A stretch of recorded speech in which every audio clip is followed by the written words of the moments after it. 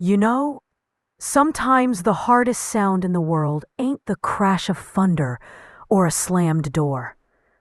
It's laughter. Laughter that don't belong to you anymore. That night, I was sitting at my own kitchen table, the one I'd sanded and stained myself 40 years ago. My son Ryan was at the head of it, glass of wine raised high, that confident smirk he always wore when he thought the room was his. His wife, Melissa, sat right beside him, her hand resting all delicate on his arm. My daughter Jenny was across from me, pretending to scroll through her phone, trying to keep the peace like she always did. Ryan clinked his glass, looked right at me, and said, "Some people matter. Others just take up space, right, Mom?" Everyone laughed. Everyone except me. I just smiled. That small, tired smile you learn when you've been a mother long enough to know there's no winning in that moment. My chest burned, but I didn't say a word. Instead, I raised my glass too and whispered, "Well, good thing I just bought my own house, about 2,000 miles away from here. Don't worry, sweetheart. You won't have to make space for me ever again." The laughter died real fast after that. You could have heard a pin drop. It had all started a few months back when I sold the old family house, the one where Ryan and Jenny had grown up. The roof leaked, the foundation was tired, and Lord knows the mortgage on it had been my anchor for decades. After my husband passed, that place just felt too big, too empty, too haunted by memories. So I put it up for sale. Didn't tell nobody until it was done. When the papers were signed and that big check landed in my hand, I thought I'd do what every mother dreams of: help my kids out a little. I wanted them to have what I never did: a clean slate. We all sat around that same kitchen table. I laid 3 envelopes down. One for Ryan, one for Jenny, one for me. Ryan tore his open before I even finished talking.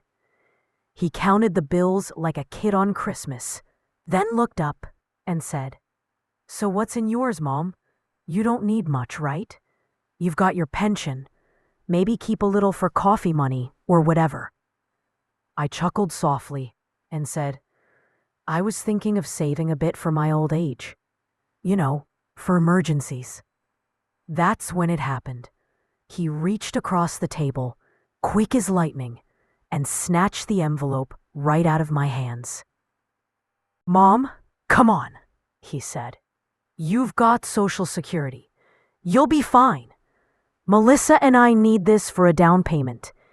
Remember that apartment we've been looking at? You said family comes first." And just like that, my years of sacrifice turned into an inconvenience. I wanted to tell him I'd spent most of my life building that home, brick by brick, meal by meal, prayer by prayer. But the words just wouldn't come out. I stayed quiet. Because sometimes silence is the only way to keep a family from falling apart. Jenny looked at me, those blue eyes of hers shimmering with guilt, and she whispered, "Mom, maybe it's better to just let it go." So I did. I let it go. But I remembered every word. A week later, I found myself wandering through the empty rooms of that house.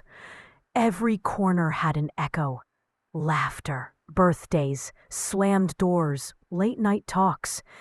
I traced my fingers along the kitchen wall where Ryan had carved his initials when he was 7, and thought, "Lord, what happened to that little boy?" That same night, Ryan and Melissa came back from the real estate office, papers in hand, beaming like they'd just won the lottery. They swung the door open, calling for me. "Mom, come see. We finally got approved." But when they walked into the living room, they froze. Their smiles dropped clean off their faces, because right there, on the mantel, was a framed letter, notarized and sealed, beside my half-packed suitcase. It said, "To my children, this house is no longer ours. It's sold. I've taken my share, and I'm leaving tomorrow. Don't worry about me. I've already found my new home. Love, Mom." I'll never forget the look on Ryan's face. Confusion, disbelief, maybe a little bit of shame, though he'd never admit it. He stammered, "Mom, you sold it? Without telling us?" I just smiled, soft and calm, the way a storm goes quiet right before the rain starts. "I didn't think you'd mind," I said. "You've already got your apartment, remember?" Melissa looked down at her shoes. Jenny just bit her lip, and for the first time in years, I felt free. That night, and honey, that was the first morning I finally felt like my life was mine again. I woke up to the soft glow of morning spilling through the thin curtains. The house smelled faintly of dust and promise. I stretched, still feeling the aches of the move, but my heart felt lighter than it had in decades. This was my space, my life, my rules. I poured myself a cup of coffee and carried it out to the porch. The sun was just peeking over the rooftops, painting the little town in gold and pink. Birds chirped like they had a reason to wake up early too, and for a moment, I just sat there, listening, sipping, breathing. I'd never realized how quiet life could feel when it was truly yours. I started tackling the garden. The weeds had taken over like they were claiming territory, but I wasn't about to let them. One by one, I pulled them out, tossing them over my shoulder, imagining I was tossing out years of invisible hurt, of being overlooked, of feeling like a burden. And in their place, I planted flowers I bought from the Saturday market. Cheerful sunflowers, lavender, and some little bluebells. I didn't need fancy landscaping, just something that felt alive, that felt mine. Mrs. Thompson walked by. She was pushing her old grocery cart, humming some tune I couldn't place. "Morning, Grace," she called out. I waved, a little shyly, but there was no pressure. She smiled like she actually meant it, like she was seeing me, not just acknowledging some stranger on the street. That small nod, that smile, it hit me harder than anything Raphael ever said or did. By late morning, I was cleaning the inside. The house was quiet. Too quiet at first, but now it was comforting. I ran my hands over the counters, swept the floors, wiped the dust off the windows. Every little thing I touched felt like I was stamping my existence into the walls. No one was judging. No one was yelling. No one was making me small. For the first time, I wasn't shrinking to fit into someone else's life. I was expanding into my own. Then there was a knock at the door. I froze. My heart skipped. Old habits die hard. I almost didn't move. But it was Leona, my cousin. She was holding a basket of bread and some homemade jam. "Thought you might like some company," she said, her smile soft, warm. I invited her in. We sat on the porch, eating bread and laughing quietly. Not the forced kind of laughter I've lived with in that house, but the kind that seeps from your bones, the kind that reminds you you're still alive. We talked about little things, the market, the neighbors, the town fair coming up next week. But we also talked about the big stuff, about Raphael, about the years I had given away to a house that didn't want me, about how it felt to finally take a step for myself. And Leona just listened, nodding, holding my hand when my voice shook. She didn't tell me to forgive. She didn't tell me I had to go back. She just let me feel it all. As she left that afternoon, I stood on the porch and watched her go. I felt grounded, strong, ready. I realized something then. This wasn't just a house. This was my sanctuary, my victory. Not because Raphael had sent some sorry letter, which honestly, I hadn't even opened yet, but because I had chosen me. And choosing yourself? Hell, that's brave. And that day, as the sun dipped low and painted the sky in streaks of orange, I sat in my little porch chair, sipping the last of my coffee, and whispered to myself, "You did it, Grace. You finally did it." And for once I meant it. The next morning, I woke up to the quiet hum of the town. For the first time in what felt like forever, I wasn't waking up to someone else's rules, someone else's irritation, or the heavy weight of feeling unwelcome in my own life. The house was quiet, but not lonely. It was the kind of quiet that felt like breathing clean air after decades underwater. I sat on the edge of the bed for a while, letting my body remember what it was like to stretch, to take up space without apology. I made my way to the kitchen, my slippers scuffing softly against the wooden floor. The little stove hissed and popped as I boiled water for coffee.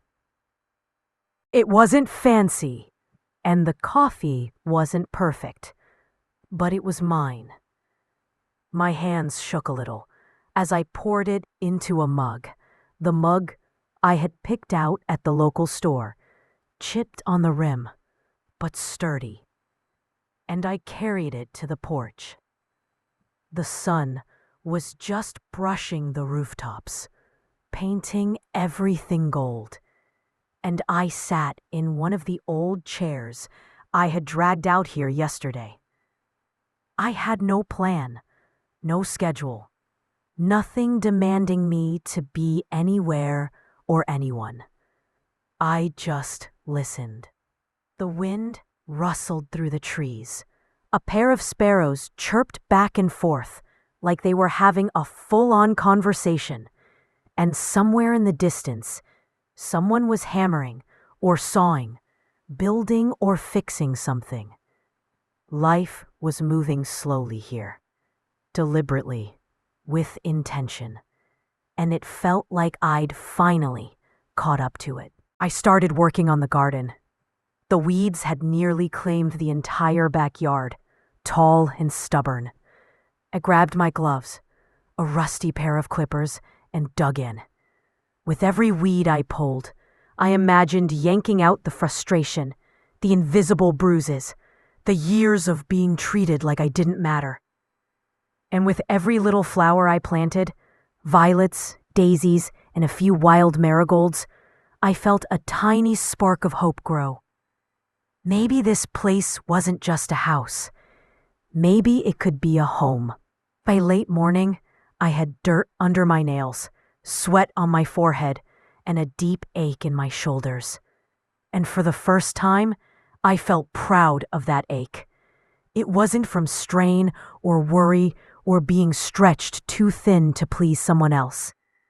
It was from building, from making, from creating something that was mine. My phone buzzed on the table inside. I didn't check it.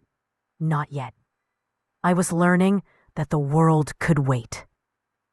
Later, while wiping my hands on an old rag, I heard a car pull up.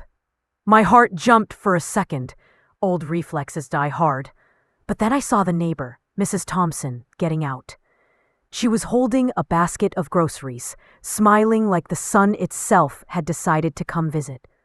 "Morning, Grace," she called, her voice soft, genuine. "Thought you might like a little company." I waved her over, a little shy but also relieved.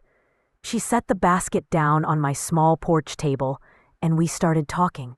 Not about Raphael, not about family drama, about the town, the market, the weather, small things that made life simple and beautiful. I laughed for real, the kind of laugh that comes from your stomach, not the polite titter I used to give at someone else's jokes. She stayed for hours, sharing stories about her life, the neighbors, the little quirks of this town. She told me about Mr. Collins, the widower 2 streets down who still played the harmonica every Sunday, and about young Maya and her brother who ran the bakery and gave the best chocolate croissants you could imagine. I listened, soaking it all in, realizing how long it had been since anyone had talked to me like I existed, like I mattered. When she left, I stayed on the porch a while longer, staring at the garden, my hands still dusty, my heart strangely full. I realized that what I had thought was the end, leaving Raphael's house, cutting that toxic thread, was actually the beginning of a life I could shape myself, a life that wasn't defined by someone else's comfort or approval. That night, I went inside, lit a candle, and sat in the empty living room. I looked around at the bare walls, the wooden floor, the empty rooms, and I smiled. I didn't need furniture to feel complete. I didn't need anyone's approval. I had space. I had choice. And for the first time, I had peace. Sleep came easier that night. And when I made my way to the kitchen, where I had placed the old chipped mug I'd bought from the town thrift store, it felt strange and comforting at the same time, holding something I could finally call my own. The coffee didn't taste perfect, but that didn't matter. I poured it anyway, savoring the ritual, the tiny act of caring for myself in a way I hadn't done in decades. As I sipped the coffee on the porch, I watched the town wake up. Mrs. Thompson was already tending her garden, humming a tune I didn't recognize but felt warm.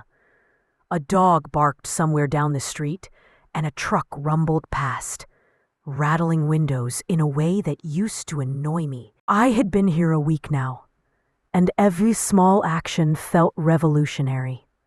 Pulling weeds wasn't just about gardening. It was about reclaiming myself. Cooking my own meals wasn't just about nourishment. It was about independence. Sitting in the quiet of my empty living room, staring at the sunlight on the floorboards, wasn't just about silence. It was about peace. For the first time in decades, I felt alive in my own body, in my own time. By mid-morning, I decided to tackle the backyard properly. The weeds had grown wild, tall and stubborn, like little soldiers of neglect, and it was time to reclaim my territory. I put on the gloves I'd bought, grabbed the rusty clippers, and started digging. My hands got dirty almost immediately. My knees scraped against the stones, and sweat ran down my back. But every weed I pulled up felt like I was tearing out a little piece of the past. A little memory of being ignored, belittled, dismissed. With each flower I planted, bright marigolds, violet pansies, and delicate daisies, I felt a flicker of hope, a spark of life that had been buried for too long. By the time I paused, my hands raw, and my arms sore. I realized I was smiling.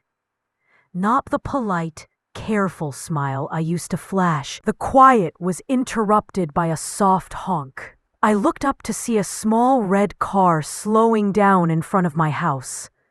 My heart jumped, a reflex from old habits. I'd flinched too many times in that house. But I recognized the driver instantly. It was my cousin Marcy.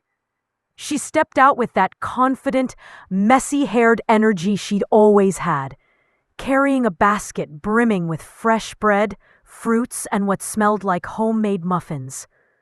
"Grace," she called, her voice bouncing across the yard. "I thought I'd come check on you.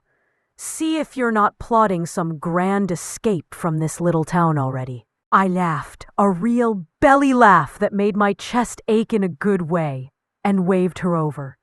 "Marcy, you're a sight for sore eyes," I said, trying to mask the lump in my throat.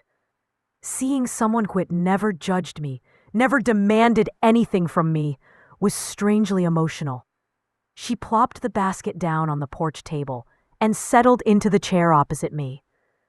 We spent hours talking, not about Raphael, not about the past, not about family drama. We talked about this town, the quirks of the neighbors, the market, the little bakery at the corner that made the best chocolate croissants. She told me about old Mr. Coleman, who still played the harmonica every Sunday, and about Mrs. Rivera, who had a knack for growing tomatoes that tasted like sunshine. I listened, soaking it all in.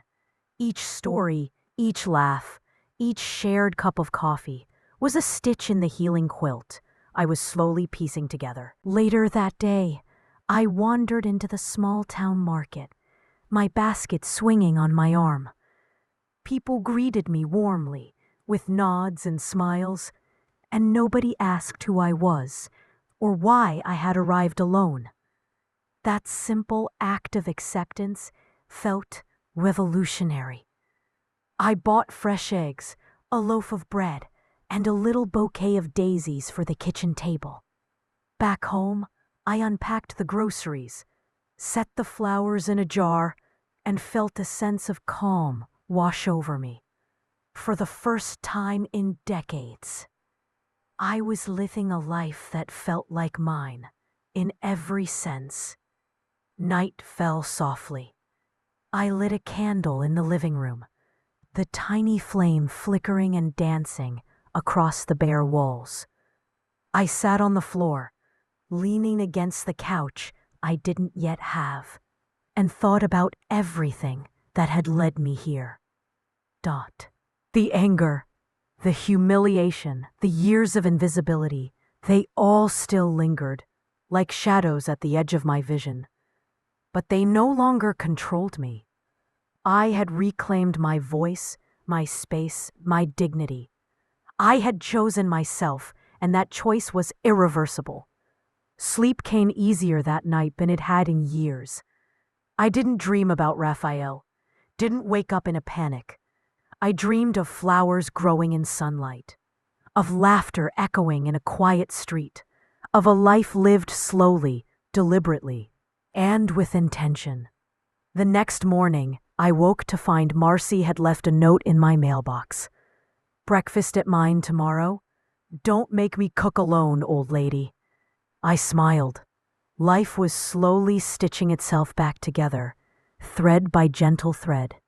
Over the next week, I settled into routines. I cleaned the house from top to bottom, bought only what I truly needed, and started planting vegetables in the backyard. A little garden of independence. Each tomato, each marigold, each weed pulled from the soil was a testament to my survival, to my ability to build something that was entirely mine. Then came the first real test of my peace. A knock at the door. My heart lurched. I wasn't expecting anyone. And my first thought went immediately to Raphael. But when I opened the door, it wasn't him. It was the mailman. A young guy who always had a cheerful grin and a wave. Mom, I don't know how to start this. Reading it, I felt a rush of emotions. Sadness, anger, a twinge of nostalgia. He admitted he had been wrong, that he had made me feel invisible, that he had acted selfishly, that he couldn't forgive himself for the years of hurt he caused. But as I read, I didn't feel the old urge to run back, didn't feel the need to reply. I had built something real here, something tangible, and that couldn't be undone by a letter, no matter how heartfelt. Morning came slow, the kind of morning where the sun lazily stretched its arms across the rooftops and made the dew sparkle like tiny diamonds in the garden. I sat on the porch with my mug, wrapped in the old shawl Marcy had gifted me, sipping coffee that didn't need to be fancy. It was mine. The aroma filled the air, mixing with the earthy scent of wet soil, flowers, and the faint hint of Mrs. Thompson's lavender bushes next door. I had started to love the way mornings felt here, the way time didn't rush you, didn't demand anything from you, except to exist. I looked around my little yard. The marigolds I planted last week had started to bloom, their bright yellows and oranges almost defiant in their beauty. The small vegetable patch I had started, tomatoes, a couple of peppers, some herbs, was taking root. My hands were still rough from pulling weeds, from digging, from planting. But it was a good kind of tired. A tired that said, "You did this. You made this." After breakfast, I decided to take a walk around the town. The streets were quiet, not empty, just calm. People were moving at their own pace, nodding to one another, greeting each other without obligation or judgment.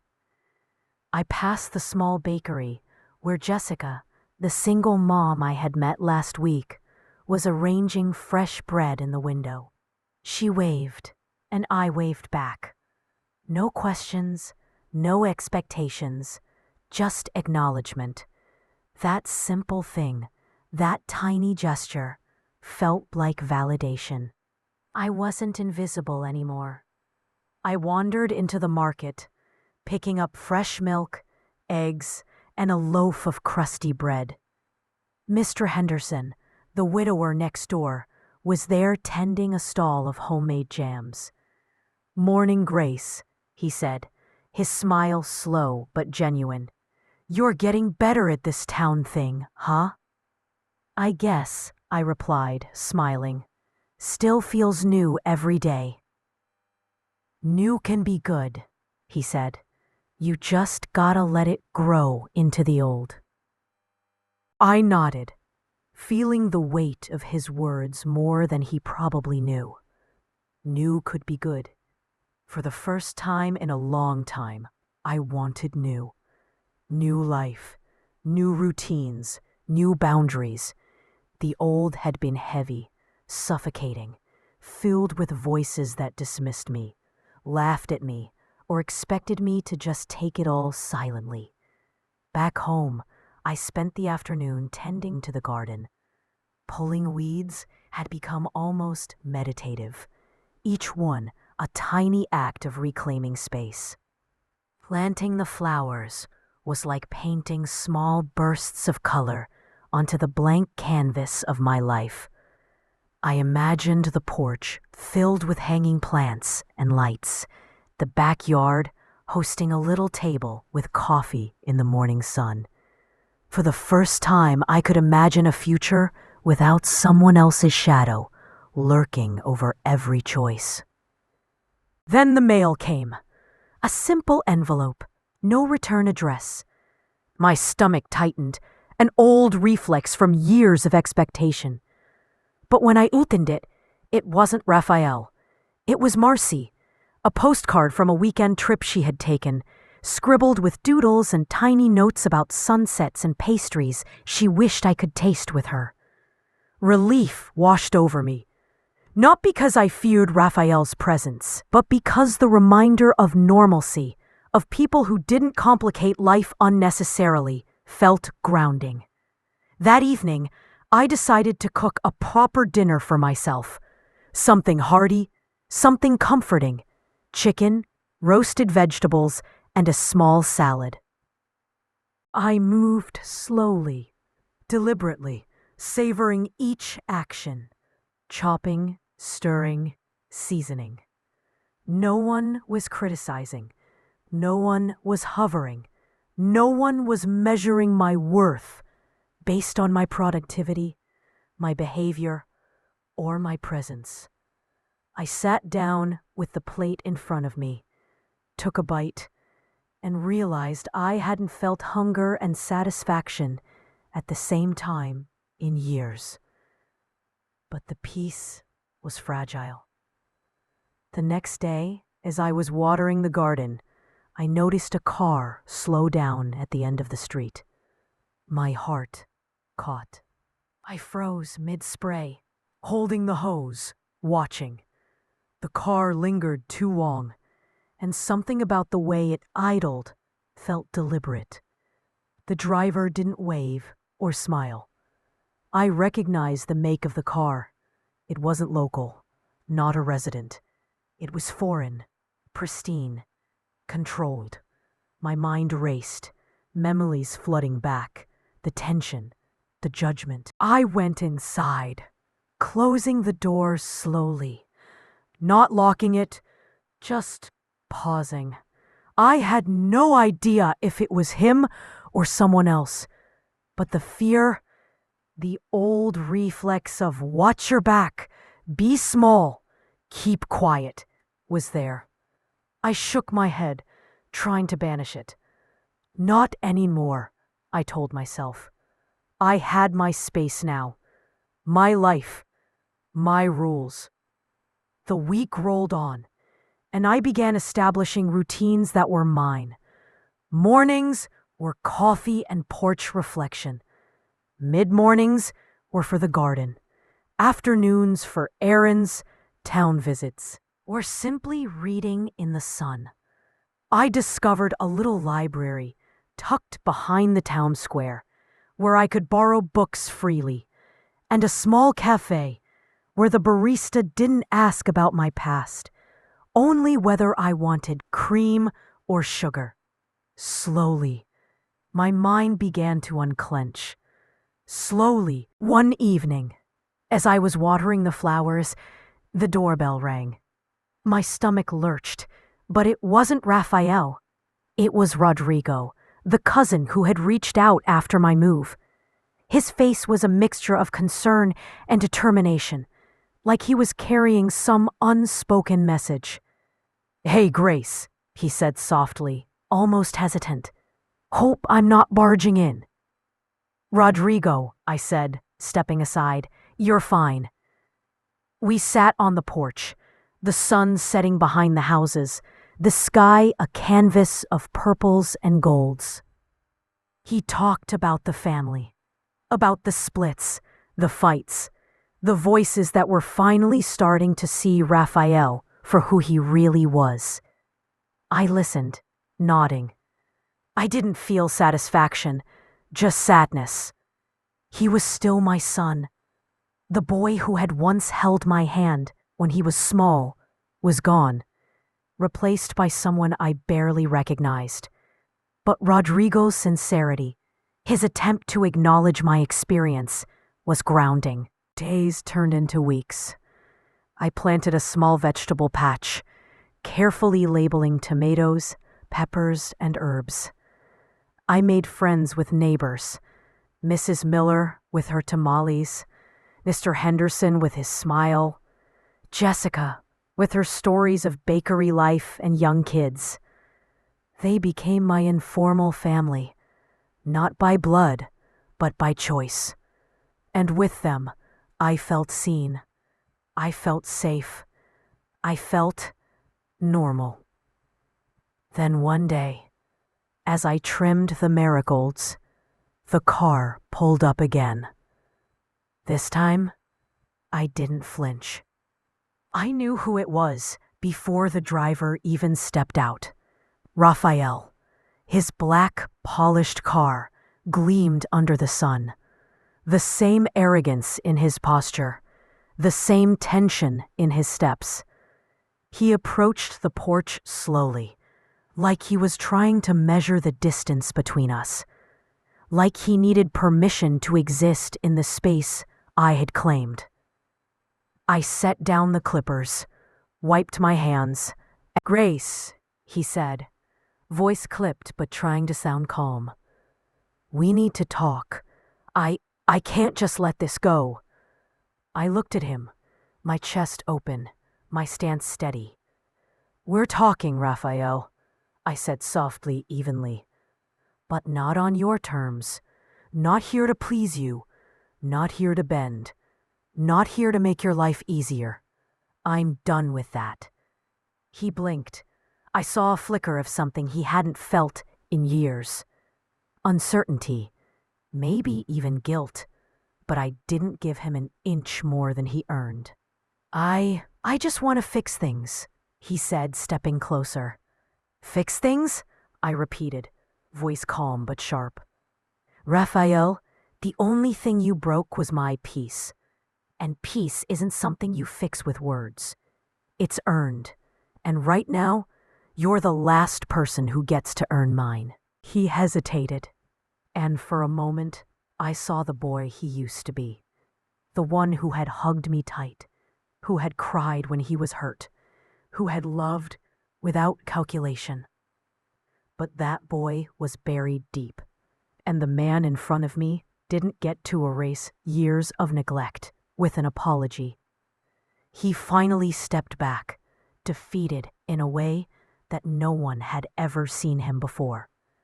I stood there, watching him leave, feeling my own power grow with every foot he put between us. I closed the door gently, leaning against it, and exhaled. The garden swayed gently in the breeze outside. The flowers stood bright and defiant, and I knew, finally, that nothing, not Raphael, not guilt, not past mistakes, could take this life from me. The morning sunlight spilled over the porch like warm honey, cutting through the crisp autumn air. I was out there again, tending my garden, pruning the tomato plants, pulling out stubborn weeds, when I noticed movement on the street. Not a passerby, not a neighbor, but the unmistakable silhouette of Raphael's car. Black, polished, shining like it was daring the world to notice it. My chest tightened, but only for a second. The rest of me, the me who had fought for this life, who had clawed my space back, one stubborn weed and one small victory at a time, stood steady. I set down the clippers and wiped my hands on the apron Marcy had given me. No fear, no trembling, just readiness. He got out, briefcase in hand, eyes squinting against the sunlight, as if he was trying to calculate whether he could intimidate me into submission before even saying a word. But I didn't flinch. I didn't shrink. He walked up the porch steps slowly, deliberately, and for a moment I studied him the way one studies a storm approaching. Inevitable, but not unmanageable. "Grace," he said, voice tight, clipped, but with an edge that betrayed a lifetime of entitlement. "We need to talk. I can't just let this happen and—" I held up my hand. "Raphael, we are talking," I said, voice calm but firm. "But this conversation, it's not about what you want, not about control, not about forgiveness on your timetable, not about making me smaller so you can feel bigger. He blinked, and for the first time I saw hesitation, confusion, something that had never surfaced in all our years together. The boy he used to be, the one who had scraped his knees and cried in my arms, was buried, yes, but fragments of him lingered. And today, I think, he recognized that he wasn't the only one with power anymore. I just want to fix things, he said, stepping closer. But I didn't move. I didn't give him a single inch. I can't stand this distance between us. Mom, you're my mother. You can't just what, Raphael? I asked, voice steady, eyes locked on his. Leave me alone in my own house? Expect me to be grateful for crumbs of attention? Let you decide my worth? I've spent decades bending, shrinking, swallowing my voice so you could feel bigger. And you know what? I'm done. He frowned, confusion and frustration wrestling across his face. But I did everything for you, he said. His words rehearsed like some mantra he thought would absolve him. Everything? I repeated, voice sharp now, but not angry, controlled, simmering with truth. You let me live in a back room. You tolerated me at dinner parties. You allowed me to exist in your house when I had nowhere else. That's not everything. That's obligation. That's duty. That's pity, Raphael. And pity, I don't need it. I don't want it. I never asked for it. Love isn't duty. Love isn't tolerance. Love isn't a favor. He opened his mouth, closed it. Words failed him. And in that silence, I felt something shift. Not in me. I had been strong for days. But in him. For the first time, Raphael couldn't negotiate, couldn't gaslight, couldn't charm his way back into control. I gave you everything, I said softly, letting the weight of it land between us. My youth, my health, my money, my time, my life. And for what? To be invisible? To be treated like a problem? To hear you talk about me like I wasn't even here? He flinched, the kind of flinch you don't fake. The kind that comes when someone finally calls you out with truth you can't ignore. Mom, no, he whispered, almost pleading. No, I said firmly. Not anymore. I'm not that mom anymore. The mom who says yes to everything, who makes herself small so you can feel big. She stayed at your table, at your party when you humiliated me. She died that night, Raphael. She died, and I don't miss her.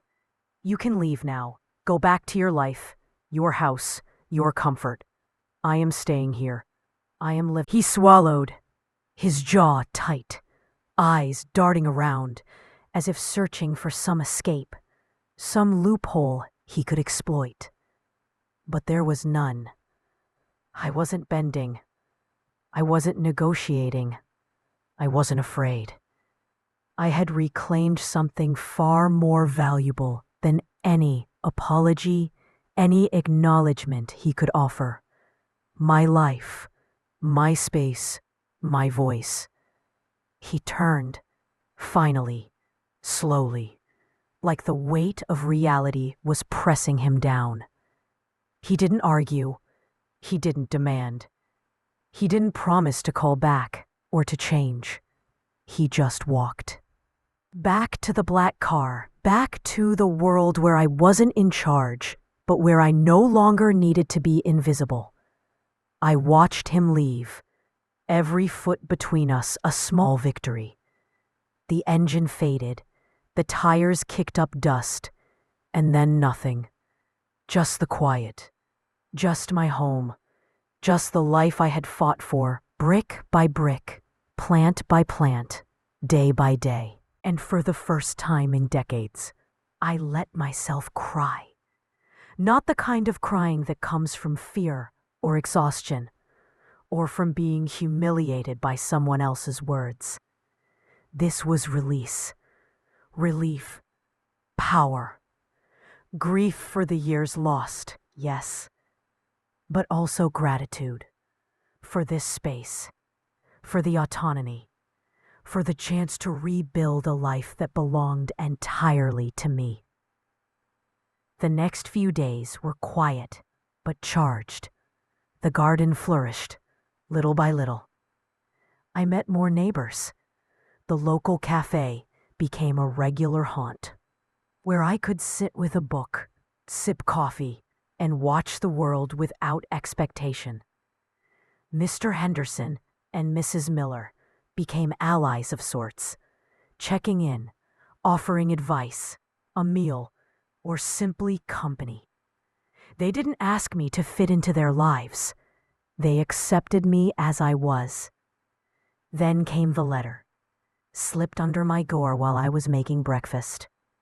I opened it carefully. Raphael's handwriting. My stomach twisted. Not from Mom, it began. I don't know how to start. I've tried 1,000 times, and I tore each one up. Today, I decided it doesn't matter if the words are perfect, only that they're honest. You were right about everything. I treated you badly. I made you feel invisible. I made you feel like you didn't matter. And the worst part is I did it consciously. Because it was easier. Because facing that I was hurting you would have meant I had to change. And I didn't want to change. I wanted you to change instead. To disappear. I don't expect forgiveness. I don't expect you to come back. I just want you to know I'm sorry. I'll have to live with this for the rest of my life. I love you, even if I didn't know how to show it. Raphael. I read the letter 3 times. Sadness, relief, anger, compassion, all in a confusing whirl, but no urgency to respond. No compulsion to erase what had been done. Apologies mattered, yes, but they couldn't bring back decades of neglect. They didn't undo years of being invisible. I folded the letter carefully, placed it on the shelf. Maybe one day I would answer. Maybe not. But for now, I had my mornings, my garden, my porch, my coffee, my peace. And for the first time in my life, I realized the real victory wasn't his apology. It wasn't the acknowledgement or even his guilt. The real victory was living my own life, unshackled, unobserved, unjudged. I spent the morning watering my flowers. The marigolds danced in the wind, bright against the sun. The tomatoes, peppers, and herbs stood tall, alive, thriving. And as I breathed in the scent of earth and blooms, I knew I didn't need approval. I didn't need reconciliation. I didn't need anyone's permission to exist fully, freely, loudly if I wanted to. I had created space, sacred space, and no one, not Raphael, not the past, not anyone, could take it from me. That night, I sat on the porch, the stars spilling across the sky like spilled glitter. I sipped my tea, feeling the gentle ache of muscle from the day's work, and smiled. I, Grace Solace, 67 years old, had found my place, my voice, my dignity, and I would never again let anyone make me feel small. Because the truth I finally embraced, the truth no one could ever take, was simple. I didn't take up space. I made space. And that space, That space? The first few weeks of my life in this small town felt almost unreal. Every morning, I woke up to bird song instead of slammed doors or raised voices. Every afternoon, I wandered the quiet streets, greeted by neighbors who didn't pry, who didn't judge, who didn't make me feel like I was a burden. Every evening, I watched the sunset from my porch, sipping tea, letting the warmth fill my bones, letting the wind carry away the old heaviness that had clung to me for decades. I still had the moments, the tiny pangs of memory when Raphael's face would flash into my mind, or when I'd recall Fabiana's cold eyes. But those moments were no longer anchors pulling me down. They were just ripples on a pond I could step away from. I had built walls, yes, but Leandra visited often, bringing supplies, homemade food, and gossip from the outside world. Her energy was infectious, her faith in me unwavering. One afternoon, as we sat on the porch eating her famous cornbread, she said something that hit me deeper than I expected. "You know, Grace," she said, shading her eyes from the sun, "you're happy. I mean really happy. And you don't even have to try. It's just you. You built this." I laughed softly, almost embarrassed by the acknowledgement. "I didn't build happiness," I said, stirring my tea. "I built space. And happiness? Happiness is just what slips in when you finally stop giving everyone else control over it." We sat in silence for a while, just listening to the wind rustle the trees, the distant bark of a dog, the faint chatter of kids walking home from school. Peace was simple here. Then came the letter from Raphael, the one I had tucked away on my shelf. I didn't rush to respond. I didn't feel the need. I read it 3 times, like I had done the day it arrived. And then I placed it back, unaddressed.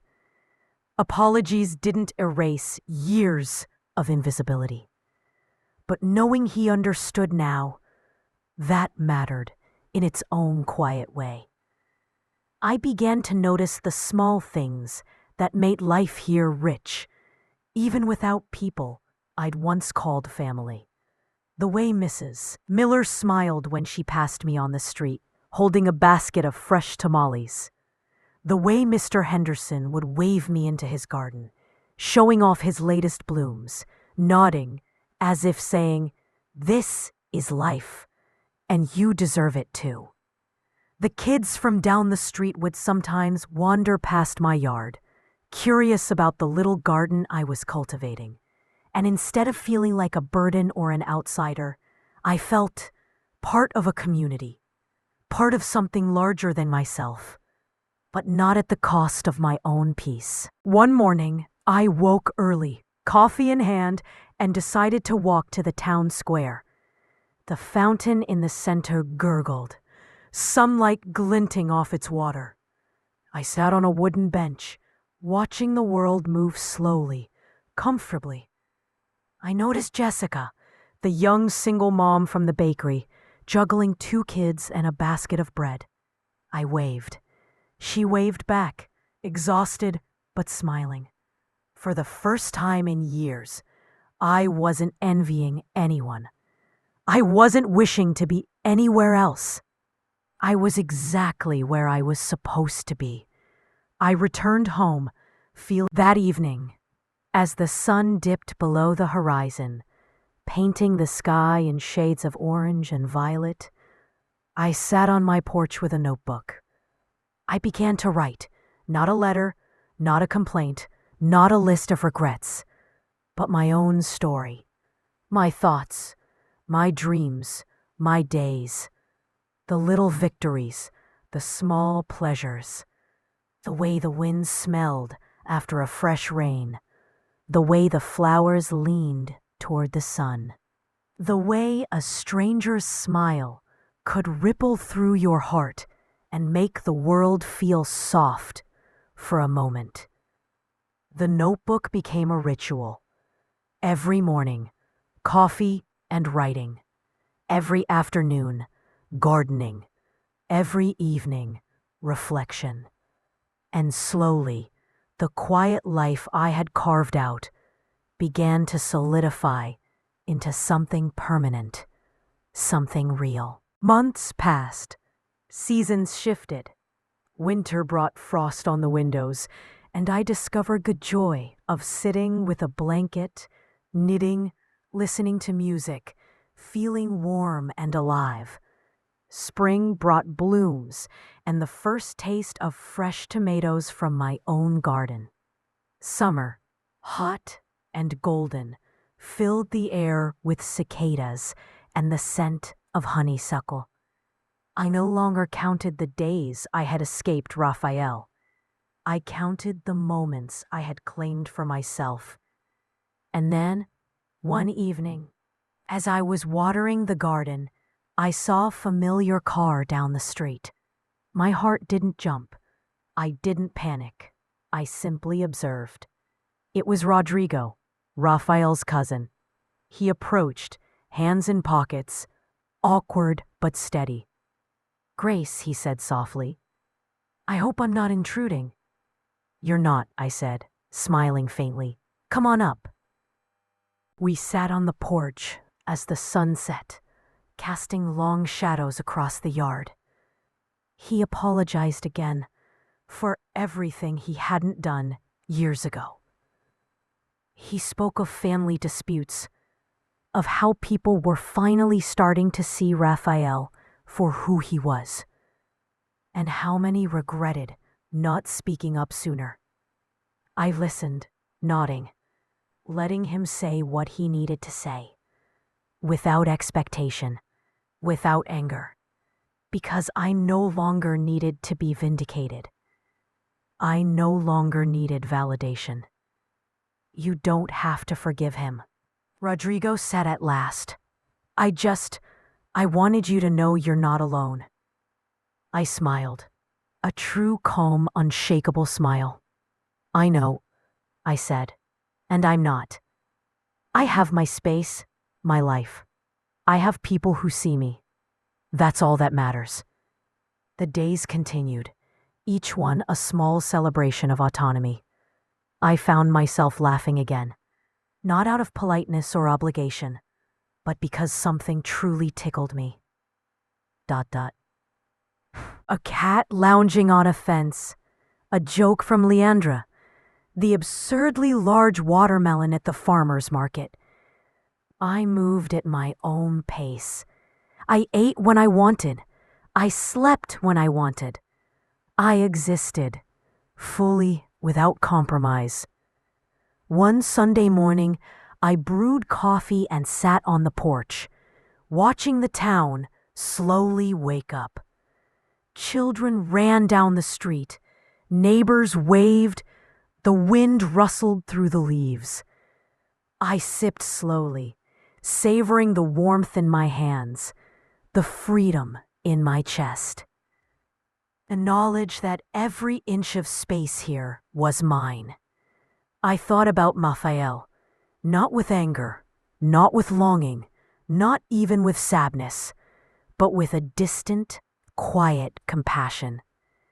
The boy he had once been, the man he had become, it didn't change my life. ... It didn't take away the years I had lost, but it also didn't take away the years I had gained. My life wasn't defined by his presence or his absence or the approval I had never received. At 67, Grace Solis, I had finally found my place in the world, not as someone's mother or someone's problem or someone's obligation, but as myself, fierce, free, and fully alive. The space I had carved, the life I had built, the choices I had made, they were mine, sacred and complete, and no one, not a single soul, could ever take that away. I sipped my coffee,